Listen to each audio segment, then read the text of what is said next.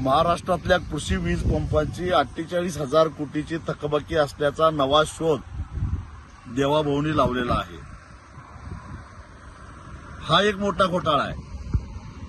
याचं कारण गेली अनेक वर्ष महाराष्ट्राचं ऊर्जा खातं आणि त्या ऊर्जा खात्याच्या अंतर्गत येणारे महापारेषण असेल, महाजनको असेल, महानिर्मिती असेल, त्या सगळ्या कंपन्या त्यांच्याच नेतृत्वाखाली काम करताना दिसत आहेत.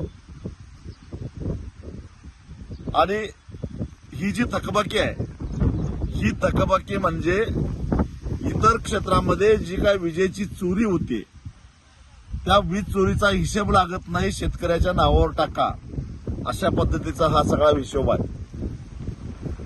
कारण शेतकऱ्याला हॉर्स पॉवरवर म्हणजे अंदाजानं वीज दिली जाते.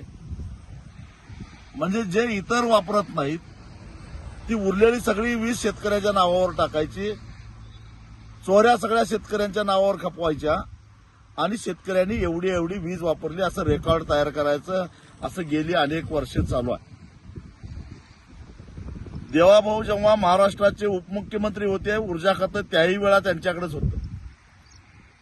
मी एकदा त्यांना भेटलेलो होतो आणि त्यांना विनंती केली की आमचे शेतकऱ्यांची काही थोडीफार त्यावेळी दुष्काळ सदृश परिस्थिती होती, थोड्याफार थकबाकी राहिल्या आहेत, विशेषतः मराठवाड्यातल्या आणि विदर्भातल्या.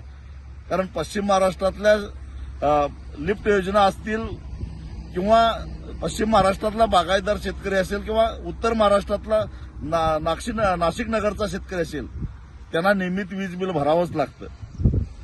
पण बाकीचे जे थकबाकीदार आहेत त्यांना एकदा काहीतरी योजना आणा सवलतीच्या दरामध्ये. यापूर्वीच्या सरकारने ज्या पद्धतीनं वीज बिलं संपून टाकलेली होती तशी एक योजना आणायची विनंती करायला मी गेलेलो होतो. त्यावेळी देवाभाऊंनी सांगितलं की वीज बिल भरायची आवश्यकताच नाही, तुम्ही कशाला चिंता करताय. मी त्यांना सांगितलं की वीज बिल नाही भरलं तर महावितरण 18% व्याजानं त्याच्यावर व्याज आकारणी करते आणि परत चक्रवाढ व्याजानं ते सगळं वसूल करतात. कारण हे 48,000 कोटी रुपये दाखवले आहेत, हे व्याजावर व्याज, व्याजावर व्याज, व्याजावर व्याज असं करत करत हे 48,000 कोटी झाले आहेत. आणि तेही शेतकऱ्यांनी न वापरले, अत्यंत अल्प. तसं जर काही इमानदारीनं हिशेब केला असता तर ही थकबाकी केवळ 7,000 ते 8,000 कोटी रुपये झाली असती. म्हणजे अन्य भागामध्ये झालेल्या चोऱ्यांचा 18% म्हणजे आज सावकार सुद्धा एवढा व्याज आकारणी करत नाही, त्या व्याजाची आकारणी करायचं आणि आता म्हणायचं की शेतकऱ्यांची आम्ही पाटी कोरी करत आहोत. मुळामध्ये शेतकऱ्याच्या पाठीवर तुमच्या घाणेरड्या फळ कडून तुम्हीच लिहिलेलं आहे, तुम्हीच घाण केलेली आहे. आणि त्यामुळं शेतकऱ्याची पाटी स्वच्छ करून द्यायची जबाबदारी तुमची आहेच, पण नाव शेतकऱ्यावर घालू नका. कारण अनेक घोटाळे, जसं 40-42 हजार कोटीचा शक्तीपीठ महामार्ग 1,10,000 कोटीला करायचा आणि त्यातनं पैसे काढायचे, त्याच पद्धतीनं शेतकऱ्यांचे 48,000 कोटी रुपये माफ केले असं सांगायचं आणि त्याच्यामध्ये सगळ्या अडजस्टमेंट करायच्या. याची पहिल्यांदा चौकशी झाली पाहिजे अशी माझी मागणी आहे. 2 वर्ष झालं सरकारनं 7.5 HP पर्यंतची वीज मोफत केलेली आहे आणि ही जी थकबाकी देवाभाऊ म्हणतात ते त्याच्या आधीची व्याजावर व्याज, व्याजावर व्याज, व्याजावर वाढत चाललेली. ही पाटी कोरी करताय म्हणजे शेतकऱ्यावर काही उपकार करत नाही. या अडजस्टमेंटची खरं तर चौकशी व्हायला पाहिजे.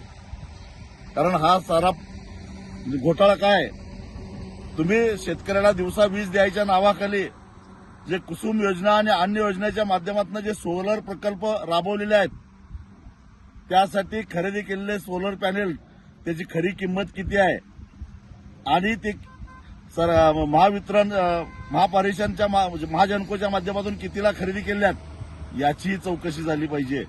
आणि ही सगळी चौकशी झाली तर ज्या 70,000 कोटीच्या सिंचन घोटाळ्याचा गाजावाजा करून देवाभाऊंनी 2014 साली सत्ता हस्तगत केली, त्याच्यापेक्षाही मोठा घोटाळा बाहेर आल्याशिवाय राहणार नाही.